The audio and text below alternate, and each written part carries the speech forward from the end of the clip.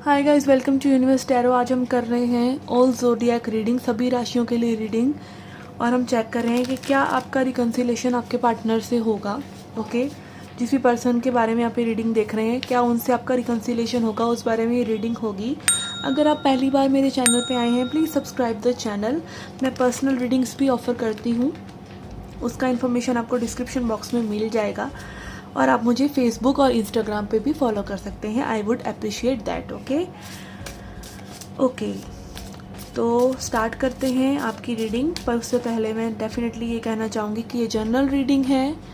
तो अगेन, जो भी मैसेजेस आ रहे हैं उसको एक गाइडेंस के तौर पर या एंटरटेनमेंट के तौर पर लेंगे तो it will be very good for you. Okay, so let's get started. Hi Capricorn, let's see क्या आपके पर्सन से आपका रिकन्सिलेशन होगा, मतलब क्या आप दोबारा उनसे बातचीत या कनेक्शन में आ पाएंगे। ओके, तो ये कार्ड हमें बताएगा पास्ट में क्या एनर्जीज रही हैं आप लोगों की। अतीत में क्या एनर्जीज रही हैं, अभी ये पर्सन की क्या एनर्जीज हैं, अभी आपके बारे में क्या फील करते हैं, क्या ये रिकन्साइल करना चाहते हैं, लाइक आपसे दोबारा कनेक्शन में आना चाहते हैं या नहीं, और क्या ये पर्सन कम बैक करना चाहते हैं, मतलब वापस आना चाहते हैं। ये कार्ड हमें बताएगा कि क्या समस्या है इस पर्सन की, क्या ब्लॉकेजेस हैं। ये कार्ड हमें बताएगा क्या आप भविष्य में रह सकती हैं एनर्जीज, और आपके लिए क्या गाइडेंस है। यहाँ पे हम एक कार्ड लेंगे प्रभु की गाइडेंस के लिए।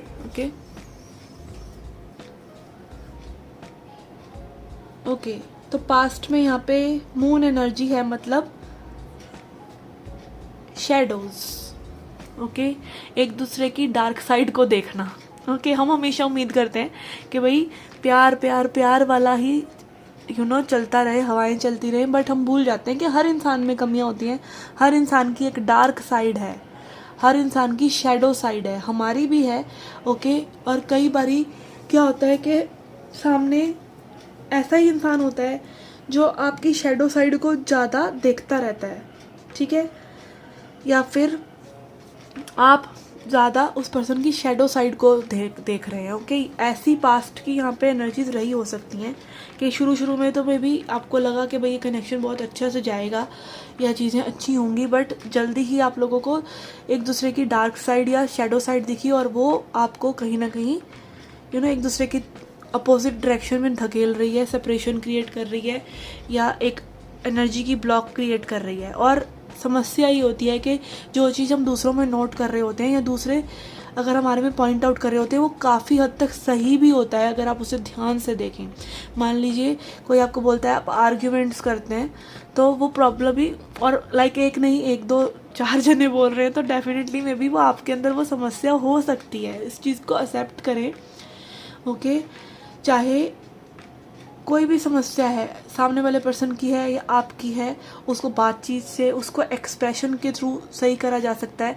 तो यहाँ पे मे बी वो एक्सप्रेशन की कमी रही है और वो दबाने की वजह से यहाँ पे मे बी एक घुटन सी एनर्जी हो सकती है कि एक डिप्रेशन काइंड ऑफ हो गया। डिप्रेशन क्या है कि एक्सप्रेस नहीं किया, किसी भी चीज़ को, फीलिंग्स को एक्सप्रेस ना करो तो उनको आप अपना डिप्रेस कर रहे हैं, अपनी बॉडी में उन एनर्जीज को, उस ऊर्जा को आप बहने नहीं दे रहे हैं, वो व्यक्त नहीं कर रहे हैं, वो एक रुका रुका रुका आपके अंदर एक काइंड ऑफ एनर्जी का कॉन्स्टिपेशन हो गया है।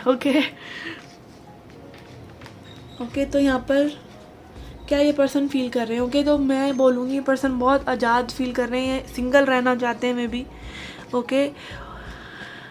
इनकी सिंगल वाली वाइब मुझे ज़्यादा आ रही है। और एक सिंगल वाइब का ये भी हो सकता है कि सिंगल वाइब ऊपर से बहुत कूल लग रही होती है, पर अगर एक पर्सन की दिली इच्छा ये है कि वो कनेक्शन में रहे, उसे प्यार मिले, या वो एक्सप्रेस कर सके, या वो खुद प्यार कर सके, और अगर वो उस चीज़ को ढकता है ये सोच कर के भाई मैं सिंगल रहूँगा तो मैं सही रहूँगा, या ये इस झमेले में तो पड़ना ही नहीं है, इन इमोशंस के झमेले में तो रहना ही नहीं है, तो वो पर्सन इसका मतलब अपने इमोशंस को डील ही नहीं करना चाहता। और ऐसी समस्या में ये पर्सन यही होता है कि थोड़े से कंट्रोलिंग हो जाते हैं, या थोड़े से एक रूड एटीट्यूड में चले जाते हैं, और ज़्यादा इनका ध्यान मटीरियलिस्टिक चीज़ों में रहता है, क्योंकि वो कहीं ना कहीं से तो वो आनंद को सीख करेंगे ना, और वो आनंद बहुत ही क्षणभंगुर होता है, छोटी सी टाइम के लिए होता है, जिसको आप टेम्पररी प्लेजर कहते हो। तो यस, वो टेम्पररी प्लेजर में भी ये पर्सन सीख कर रहे हो, मनी में या किसी और चीज़ों में, इस पेन को हटाने के लिए। ओके, तो ये एक फ्रंट भी हो सकता है, जस्ट ये दिखावा भी हो सकता है इस पर्सन का। आपके लिए क्या फील कर रहे हैं? 2 ऑफ पेंटिकल्स, यस, इस पर्सन का कोई निर्णय नहीं है। ओके, कभी इनको लगता है कि यस आप ही हैं और आपके साथ कनेक्शन में आया जाए, बातें करी जाए, ओके, और एक्सप्रेस किया जाए, इमोशंस शेयर किए जाएं, और दूसरे ही पल में भी इनको लगता है कि नहीं, बात तो बनेगी नहीं या कुछ भी इस तरीके से, अगर ये न्यू कनेक्शन है तो, या फिर ये ऐसा एक कनेक्शन है जहाँ पे आप लोगों को एक दूसरे के लिए लाइक इमोशनली अच्छा फील नहीं हो रहा है, क्योंकि यहाँ पे मून एनर्जी आ रहा है। ओके, इमोशनली अच्छा फील होना, मैं ये कहूँगी कई बार क्या होता है कि चीज़ें बहुत ही साफ़ होती हैं हमारे सामने, बहुत ही साफ़, पर हम उनसे डील नहीं करना चाहते, हम उन्हें देखना नहीं चाहते। तो कुछ लोगों के लिए मुझे यहाँ पे ये वाइब भी आ रहा है। ओके, क्योंकि बहुत ही अंधेरा है आपके अंदर, और वो अंधेरा अपने उजाले से ही जाएगा, वो किसी और के देखने से नहीं जाएगा। और मे बी आप एक ऐसे पर्सन से डील कर रहे हैं जो उस तरफ देखना भी नहीं चाह रहा है। ओके, तो थोड़ा सा यहाँ पर शेडो साइड की तरफ मैं इस रीडिंग को इसलिए ले जा रही हूँ क्योंकि शुरुआत वहाँ से हुई है। ओके, तो यस, अगेन रिकनसाइल करना चाहते हैं? नहीं। 5 ऑफ पेंटिकल्स मतलब अगेन लैक, ऊपर का दिखावा ऐसा सेट के यहाँ पर दिख कुछ रहा है और हो कुछ रहा है। असलियत में भी ये है, असलियत ये है कि I am not good enough, मैं अच्छा नहीं हूँ, सेल्फ एस्टीम इशू होना, अपने बारे में हीन विचार होना, ठीक है, इस तरह की एनर्जीज हैं।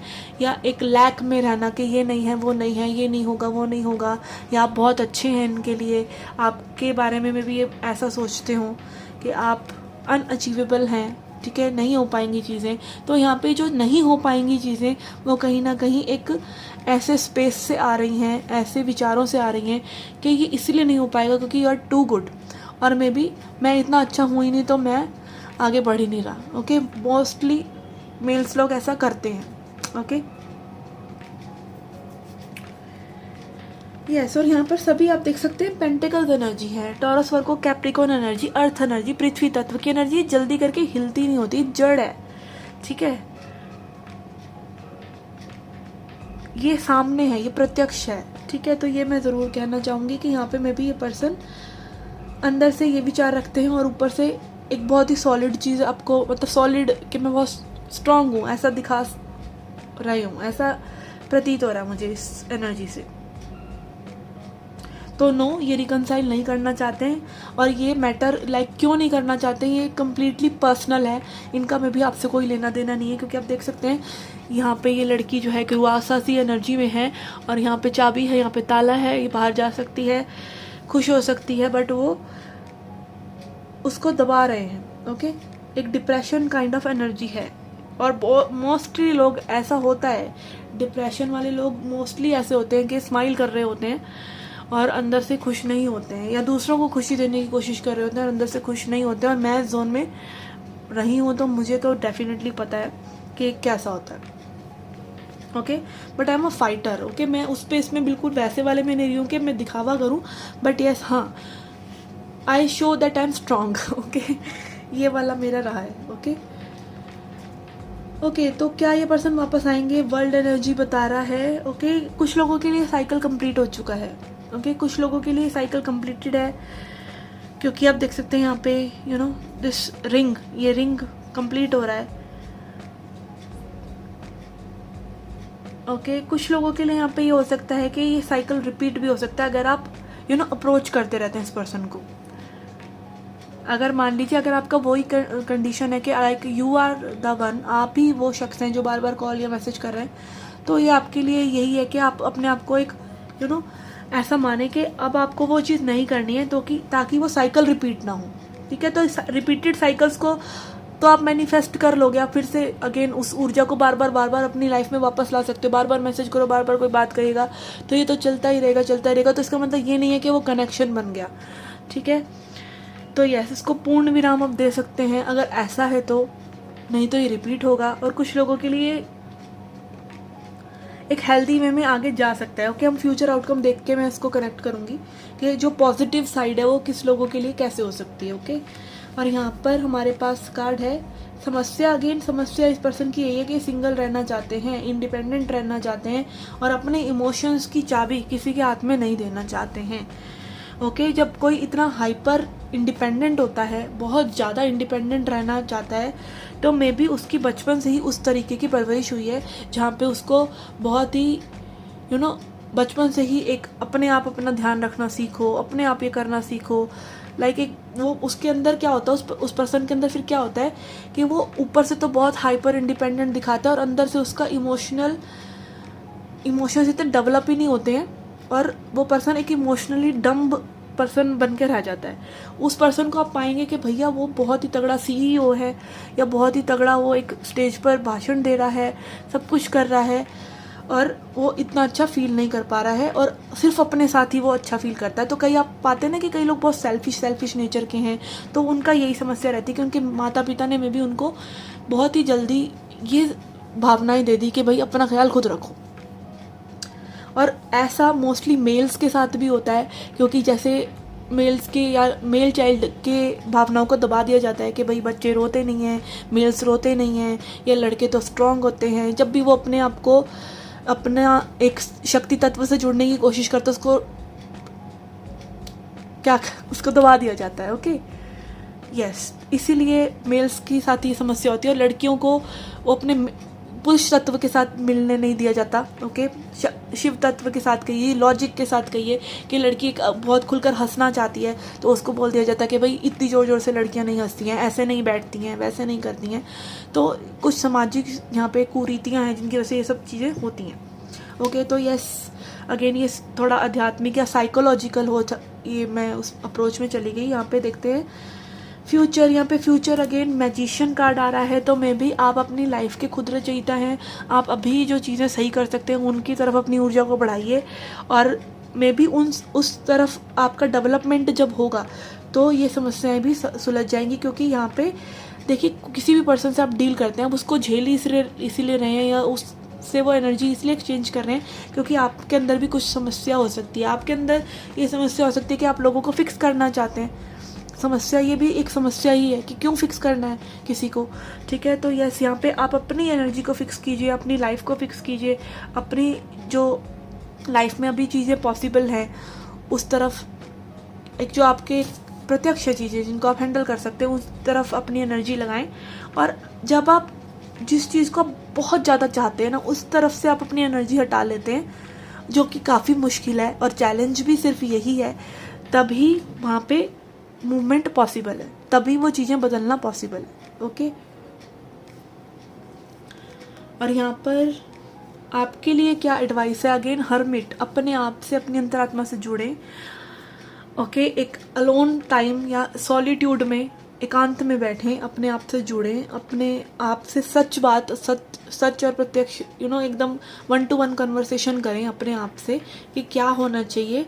और उसमें कोई इमोशंस ना जोड़ें, उसमें कोई कड़वाहट ना जोड़ें, उसमें बस ये देखें कि अगर आप इस सिचुएशन में होते ही नहीं तब आप क्या करते। ठीक है, तो वो सलाह अपने आप को दीजिए, मानिए। एंड जो अपनी बेस्ट फ्रेंड को आप सलाह देते इस सिचुएशन में अगर वो होते तो ठीक है, तो वो सलाह आप मान सकते हैं। ठीक है, और शांति में जुड़ते ही वो सारी सलाहें अपने अंदर से खुद ही निकलने लग जाती हैं। और यहाँ पर हमारे लिए स्पिरिट का मैसेज है, surrender your ego. Okay, ego, again ego, यहाँ पे मैं ये नहीं कहूँगी कि आप कोई नेगेटिव पर्सन हो गए, नकारात्मक ऊर्जा हो गई, यहाँ पर नहीं। ईगो मतलब होता है कि अहम चीज़ों को कंट्रोल करने की कोशिश करना किसी तरीके से कि चीज़ें आपके हिसाब से हो जाए जो आपके हिसाब से अभी हो ही नहीं सकती हैं, तो ये भी ईगो है। और ईगो को दुख लगता है जब वो बदलती है, और ईगो का काम ही यही है कि वो बार बार बदले। ठीक है, इसीलिए ईगो वहीं पे जड़ पकड़ने की कोशिश करती है और आपकी ग्रोथ को रोकती है, आपको कहती है यही सच है, यही होना चाहिए, और आपके फ्लो को रोकती है, भाव को रोकती है, और ज़िंदगी एक बहाव है। ठीक है, ओके, कल्टिवेट ग्रैटिट्यूड, अपने अंदर ग्रैटिट्यूड लाइए, मतलब थैंकफुलनेस लाइए। ओके, ग्रैटिट्यूड को हिंदी में क्या कहते हैं, I don't know. Okay, be service of other, दूसरों की हेल्प कीजिए, और कम फ्रॉम योर हर्ट, और अपने हर्ट को यानी अपने दिल को खोलिए। अब भी ego can work against you, अपनी बहुत बड़ा अहम अगर आप रख रहे हैं अपनी सिचुएशन के लिए कि ऐसा नहीं होना चाहिए था, या मेरे हिसाब से थोड़ी सी चीज़ें हो जाएं तो ज़्यादा अच्छा है, अपने आप को कहीं आप ऊपर रख रहे हैं अपनी मैं को, तो उसको देखिए। और वो क्योंकि वो आप ही के अगेंस्ट काम करती है, बट ह्यूमिलिटी विल फर्दर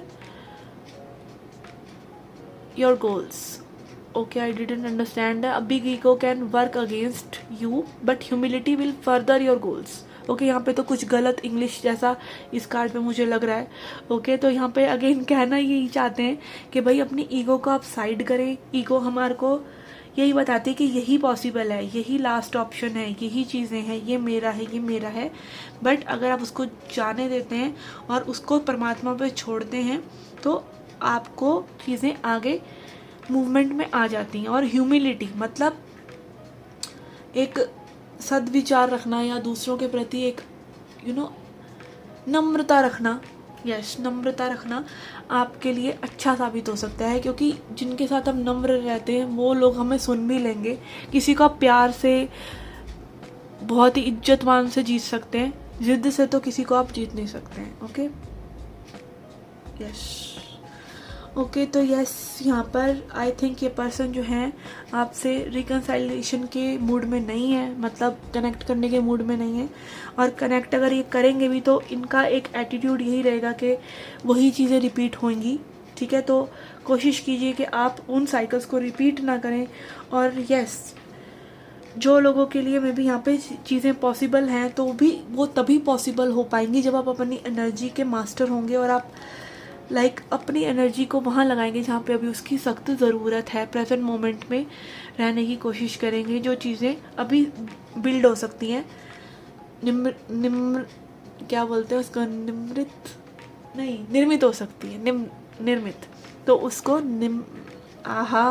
निर्मित कीजिए। ओके, तो ये ऐसी थी आपकी reading. I hope you like it. Comment section में मुझे ज़रूर बताइए रीडिंग आपको कैसी लगी। ओके, और किन टॉपिक्स पे आप रीडिंग देखना चाहेंगे। ओके, और मैं मिलूँगी आपसे नेक्स्ट रीडिंग में। Till then take care, love and light.